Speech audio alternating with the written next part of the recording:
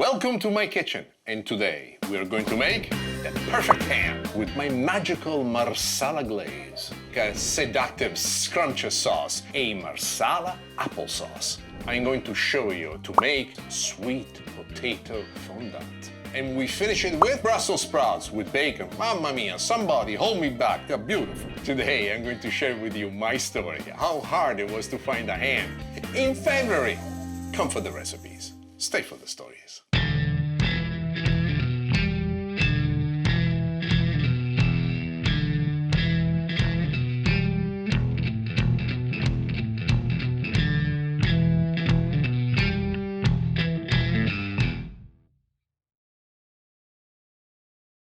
The making of a TV show is a fairly difficult endeavor, not because it's difficult to make it, but because everything that you think is going to go your way, actually, never goes your way.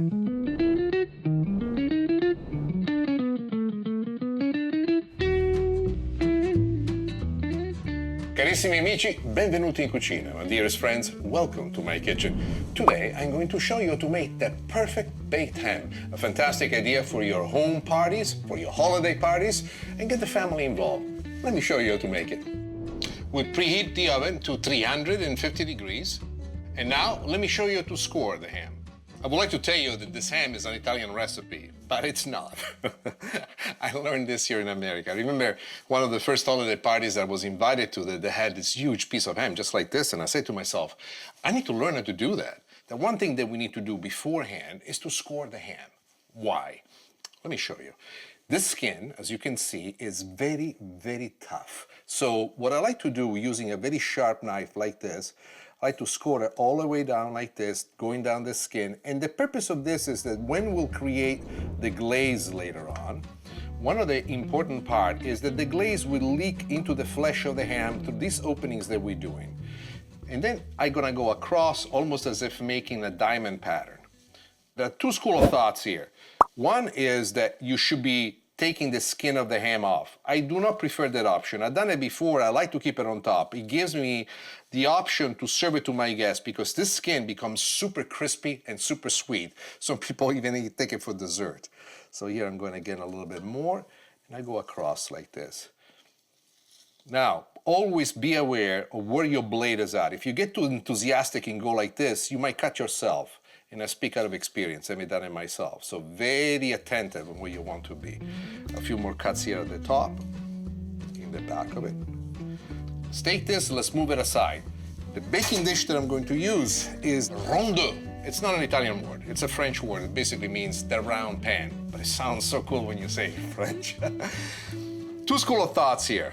One is to put the ham directly into it and place it in the oven.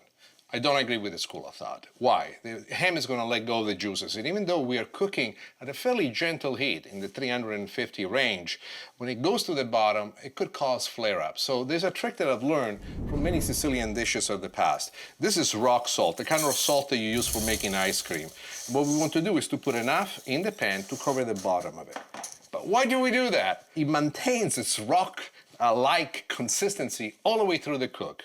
Also, what it does, it dissipates the juices that come from the ham, which they don't liquefy the salt, rather they harden up underneath and it prevents any kind of flare-up. And for any kind of heat, anywhere between 350 and 450, especially with large roasts, this has been one of my favorite tricks always. So now we're ready to take the ham.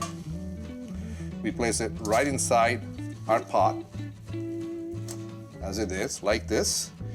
The oven is preheated, it's waiting for this ham to get in, and let's get started with it. And let me show you how easy it is to make a baked ham.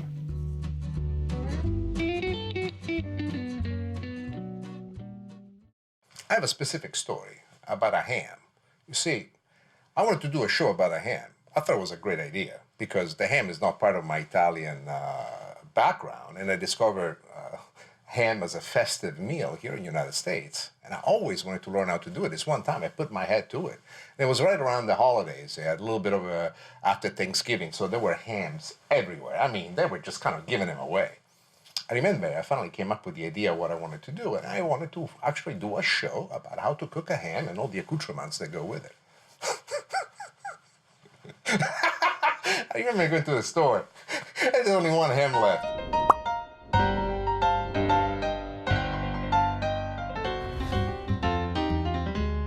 There is a secret to make the perfect ham, and the secret really is in the glaze. Today I'm going to show you how to make my version of the glaze, which contains a Sicilian wine, marsala. This particular glaze will create a wonderful little crust outside of the ham and still penetrate with some fabulous flavor on the inside. You're going to love this. Let me show you how to make it.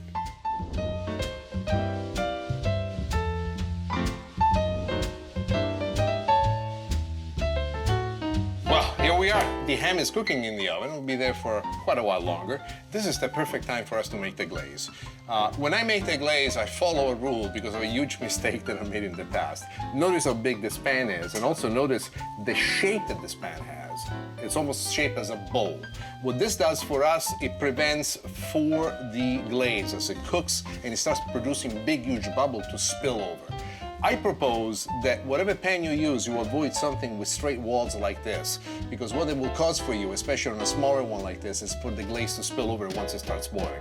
But let's get started. Let me show you how to do this, because this is very simple. I'm going to crank up the heat up a little bit. I'm going to start with the sugar. Together with sugar, we're going to put our butter. The next thing we're going to do, and this is not an American way of doing it, this is marsala. Marsala is Sicilian wine.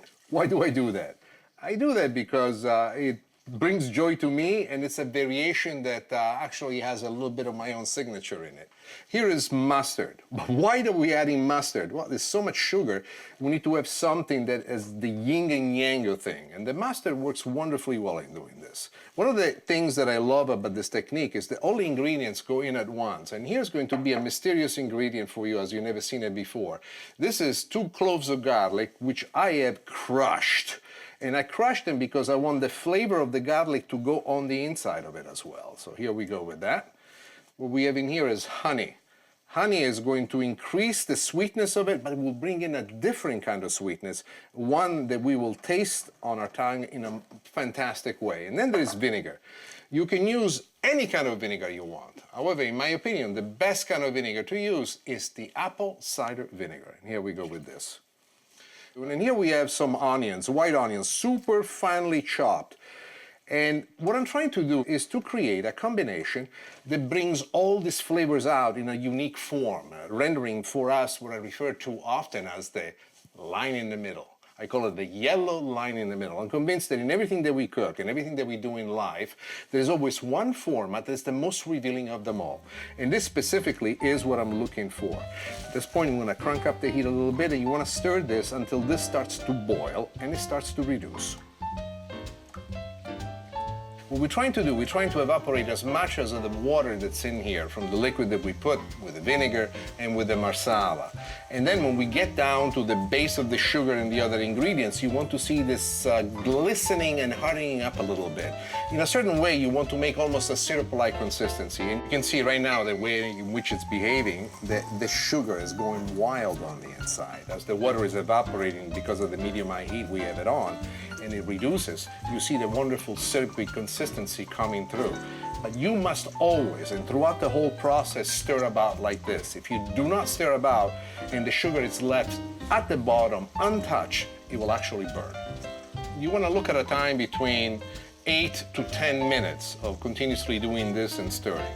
We're now at the point in which the glaze is ready. I turn it off. As the glaze is cooling off, I set myself up with this other pan right over here, and now I'll transfer it over. Ready? Let me show you. You can see from the darkness of it all, it has reduced to the perfect consistency. This is awesome. And there are the onions, the garlic, all these things that come together. The sugar, of course, you've seen that. The vinegar that fights against the sugar and gives this sweet and tart finish to it. The mustard, who also has its own imprint in this whole thing. These are all flavors that are moving around and playing. This could be a sauce in the form and the way in which it is, but I will use this for coating the outside. And what I love as the end result that this particular finishing touch does is that it creates almost like a hardened crust on the outside of the ham, full of flavor of its own, where even a minimal amount of it will just jump inside your mouth as if it's a wonderful symphony, as if it's poetry. I know, I look like a kid, forgive me. This thing is ready, the glaze is absolutely perfect. The next thing I want to do is to look at the ham and see if the ham is ready now to take the glaze. Let's take a look. have to tell you, the aroma is splendid. So the ham has now been in the oven for just about a couple of hours. We have about roughly an hour left. This is the point where we want to put the glaze on. Now, putting on the glaze is something that we want to do every 20 minutes. And it's quite simple. I like to use a silicone brush because it allows me to really place it in such a fashion that gives me control. Also notice how loose is my glaze. One of the biggest mistakes that you could make is to make it so thick that it becomes hard. Remember, if you reduce the sugar too much, it hardens a lot. But look what a beautiful glistening that it takes. And this is really the painting part of it that I love the most. Making a ham, it's an artistic thing. And this is something that I just absolutely adore. All right, the glaze has been applied properly. And now we're gonna be doing this every 20 minutes until the ham has cooked completely. So let's take this back to the oven.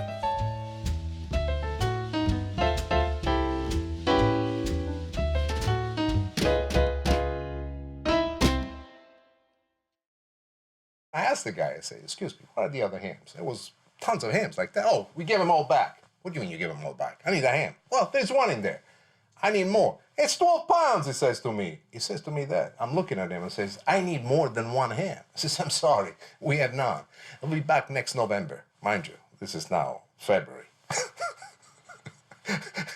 What do you do? It's a good thing that my wife, Nancy, she is indomitable. She has this astonishing energy, and she must have been hundreds and hundreds of calls until finally somewhere up in Glendale, we find a store who still had a couple of hams.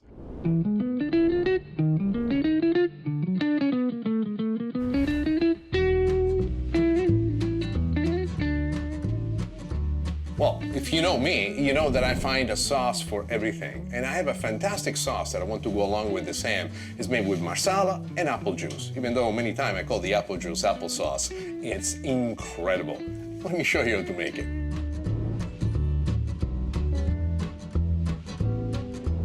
I'm gonna start with some butter.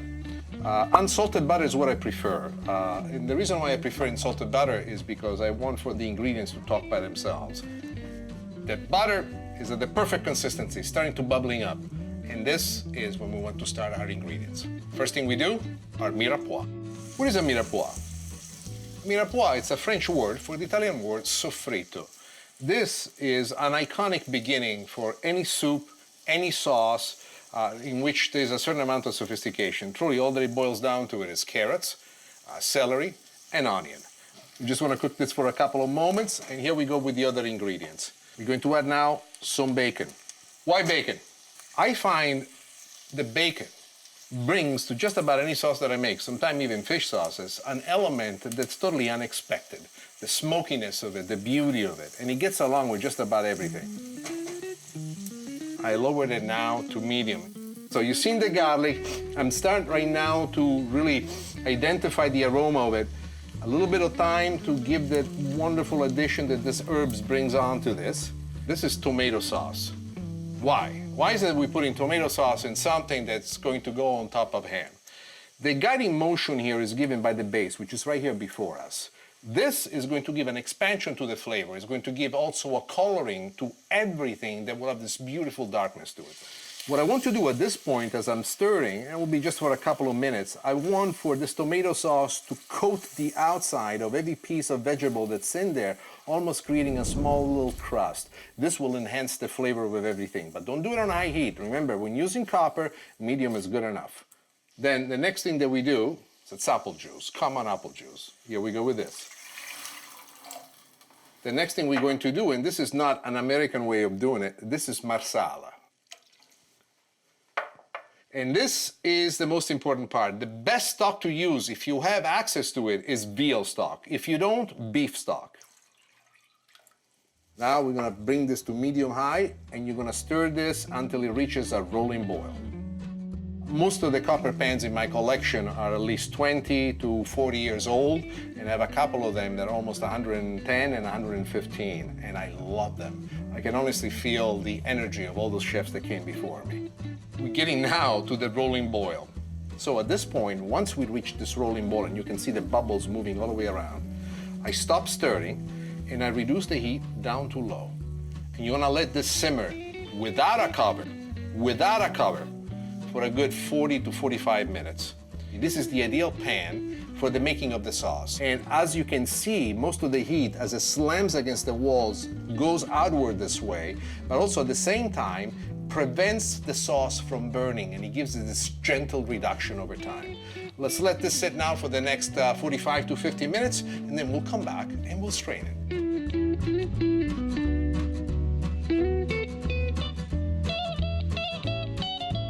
This is the part I love the most when it comes to making a sauce. The sauce has now acquired all the flavors that we wanted to give to, and is commingled into a wonderful finish. But it's not done. We need to do two things to the sauce. We need to strain it first, and then we need to reduce it further, and we'll thicken it up as well. One thing at a time. Let's start with the straining. What I'm doing right here, really, what I'm trying to do is to liberate as much as possible of the sauce. As you can see, all the elements that are giving flavor to the sauce are here. Bring it back to the pan. Well, we reduced the sauce by half. As you can see, there's lesser volume, and the sauce has darkened in the process of doing so. Now, one last thing that I want to do is to thicken it up. The flavor is there, but we need to do a couple of things to get it exactly where we want to. What I have here, it's a slurry. A slurry is equal parts of water in this particular case and cornstarch. What this does is that once it hits the hot liquid underneath, it starts to expand and it thickens everything underneath without really impairing the flavor. The constant stirring is to make sure the lumps don't form. I'm gonna lower it down now. There it is. We got the sauce that we want. There's one last thing that we need to do, and that is to taste the sauce, and we need to adjust for salt and pepper, which are the only things that I've not added. I quickly put my finger in here. This sauce is ready. We're going to move it here on the other side of the stove. We're gonna let it simmer for a bit longer just to keep it warm. The next thing I wanna do is to look at the ham and see if the ham is ready now. The ham has finished cooking. It's now resting. It's outside of the oven. We're cranking up the heat on the oven to 450 degrees because we need a much bigger heat in order to make this wonderful fondant with the sweet potatoes. So I went to the butcher and I asked for this particular cut that is called 𝗏𝗏𝗏𝗏𝗏. 𝗏𝗏𝗏𝗏 is a piece of meat that only exists in the hind legs of the animal, and it's right at the joint when the leg comes into the hip. And it's a small, ugly piece of meat, but because of the enormous amount of blood circulation that comes through it, it's the tenderest part. And it takes ability to cut it out, and also takes ability to open it up, get all the filaments out, and just have it ready for the grill. I remember I was at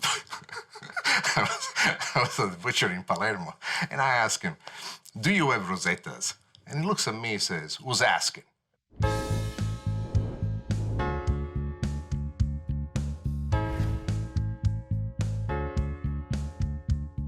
The next thing I'm going to show you how to make is potato fondant, a very old classic recipe, but we're going to do it with sweet potatoes.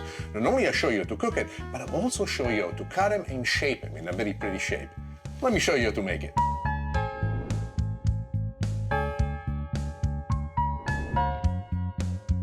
We need to shape the sweet potatoes. I'm going to use two different knives. One is a Japanese type of knife. The style of this knife is known as 𝗏𝗏𝗏𝗏𝗏𝗏.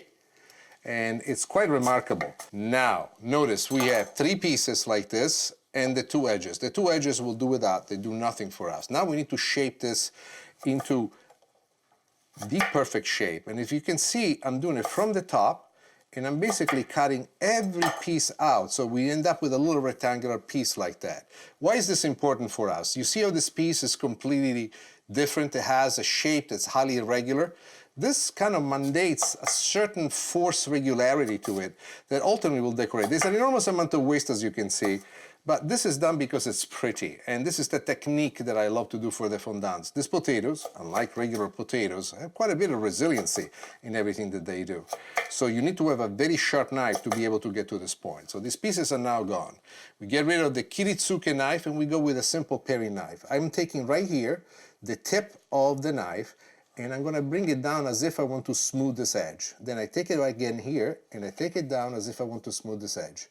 Now here's a piece of the skin, and I take it down as if to smooth this edge. This is the last edge that's left untreated, and we'll do it again. And what we do is, we have this beautiful piece, as you can see how perfectly shaped it is. Starting from this, this is where it's gone to.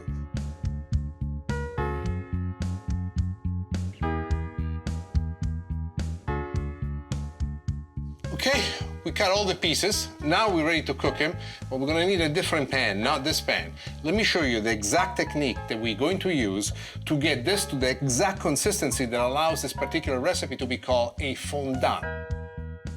I've learned this actually from the southern way of doing barbecue, where I've noticed that many times they always put some kind of oil or mustard on top of the protein to make the spices stick. So in this particular case, what I'm using is a brush with some extra light olive oil. Now watch what happens as we add the spices. Onion powder, garlic powder, paprika, salt and pepper. And that's all that you really want to do, not much more than this, but you want to cover it because the spices are going to give this wonderful flavor. Fondant is the name of a technique in which the potato is cooked by first creating a crust on the top of the potato peas, on the bottom of the potato peas, and they always have to be about this size. And then it's cooked in a pan until the crust is just about right. When you do this at home, you want to do this on medium heat. You're going to be on the range of 350 to 400, which is exactly what we want to do. We want to create a crust. Right now we're creating the crust in the bottom, then we'll turn it on the other side. What the crust will do for us, will kind of seal in all the flavors of what we're looking for. Now we're going to turn them and do this gently. Do not do it fast. The oil, if it splashes back, it will be a most unpleasant situation. But look how beautiful the crust is already. Before I add the stock, what I like to do is add butter to the pan, loaded with flavor. And now we go with beef stock. It's going to insert an injection of flavor into the potatoes that right now all that they know is the Stellino special rub. Now we're ready to actually place these potatoes into the oven that's reached the temperature that we want, 450 degrees. And we'll leave it in there for about 40 to 45 minutes. I say, oh, my name is Nick Stellino. My mom, her name is Massimiliana. I don't know her. I say, well, you know me. I wonder if you could do. I want to cook something special for my mom. She used to make it for us when we were kids. He says, no, I don't have any. And I see that in the back of him, there is the carcass of an animal hanging out. So I said to the man, what if I cut it out myself? I see it's in the back. The man says, ah, you're one of us. I say, yes. He said, come back this afternoon. I'll have it for you. And that's how we became best friends.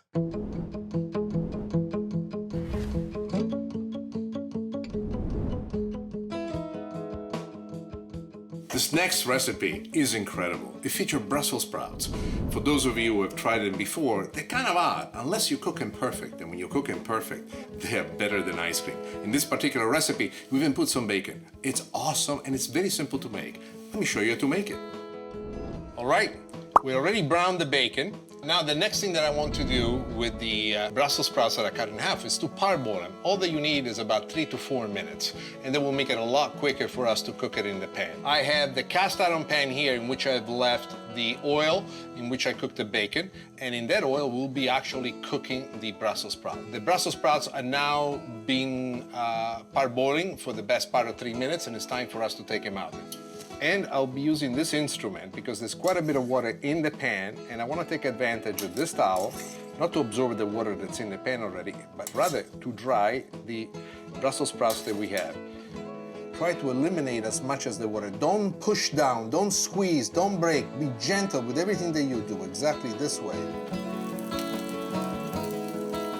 There are two ways of going at this. One is to actually no parboil the Brussels sprouts and to cook it directly in the oven at 450 degrees. However, I find that I'm able to get the beautiful darkness that the oven generates on the cut part of the Brussels sprouts by actually using the cast iron pan. And then you want to turn it, and this is what I'm looking for. This to me is what really brings out the fantastic flavor. Remember, they had parboiled now for quite a while. I mean, we kept them in there for 3 to 4 minutes, so they're somewhat soft already. But what I've done is I cooked them 3 minutes on this one side, and I'm gonna cook another 3 to 4 minutes on the other side, and they'll be done. Basically, we're ready to serve them at that point. That's why this is so easy to make, and it is so full of flavor. Plus, the mix that it will have with this is just awesome. Everything is ready. All that we need to do is to take out the fondant potatoes that finish cooking in the oven and carve the ham. And then we're ready to serve.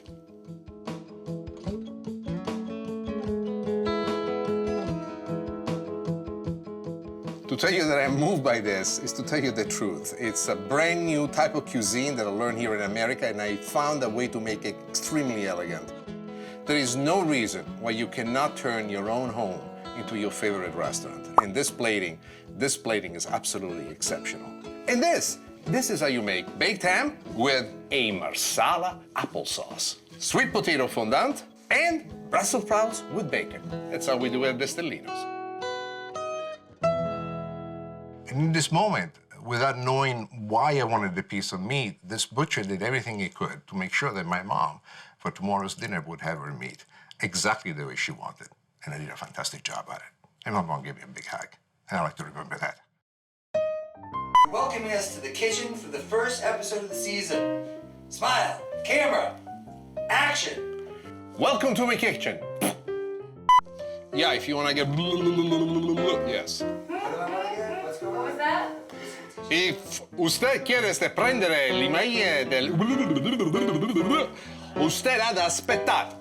La quiero de aspettar, por favor. Prende una tequila. Es muy buena.